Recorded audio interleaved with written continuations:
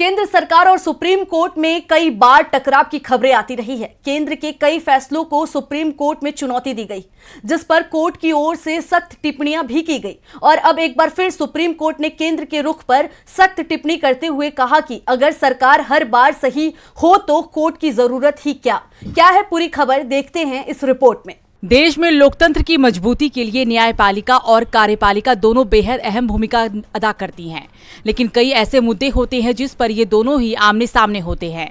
अक्सर ऐसा देखा गया है कि कई बार जब अदालत कोई फैसला सुनाती है तो सरकार उन पर नाराजगी जताती है, वहीं दूसरी ओर केंद्र के रुख पर कोर्ट भी खफा होता है। एक मामले की सुनवाई के दौरान चीफ जस्टिस डी.वाई. चंद्रचूड़ ने कहा कि लोकतंत्र को सिर्फ चुनावी चश्मे से नहीं देखा जा सकता।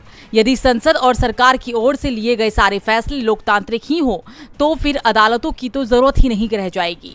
दरअसल केस की सुनवाई के दौरान केंद्र सरकार के वकील ने कहा था कि अदालतें LGBT कपल्स के अधिकारों पर फैसला नहीं दे सकती, ऐसा करना अलोकतांत्रिक होगा।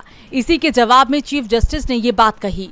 मुख्य न्यायाधीश ने अपने फैसले में कहा कि यदि चुनी हुई सरकार के सभी फैसले पूरी तरह से लोकतांत्रिक ही हों और मूल्य अधिकारों के उद्देश्य को पूरा करते हों तो फिर अदालतों की क्या जरूरत है, जिनका काम ही कानून की व्याख्या करना है। अदालत का तो काम ही यही है कि जब सरकार संवैधानिक मसलों पर गलती करे तो उसके फैसलों की समीक्षा करे।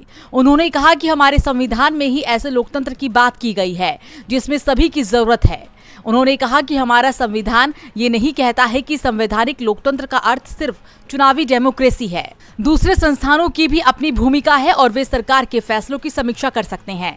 संविधान में लोकतंत्र की कोई संकीर्ण परिभाषा तय नहीं की गई है।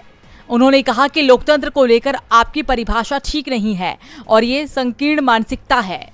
उन्होंने कहा कि देश में शिक्षा का अधिकार कानून अदालत के दखल के बाद ही बना था और फिर इसे मूल अधिकारों के तौर पर लागू किया जा सका। अब कोर्ट की टिप्पणी से साफ है कि वो केंद्र के हर फैसले के पक्ष में नहीं होता।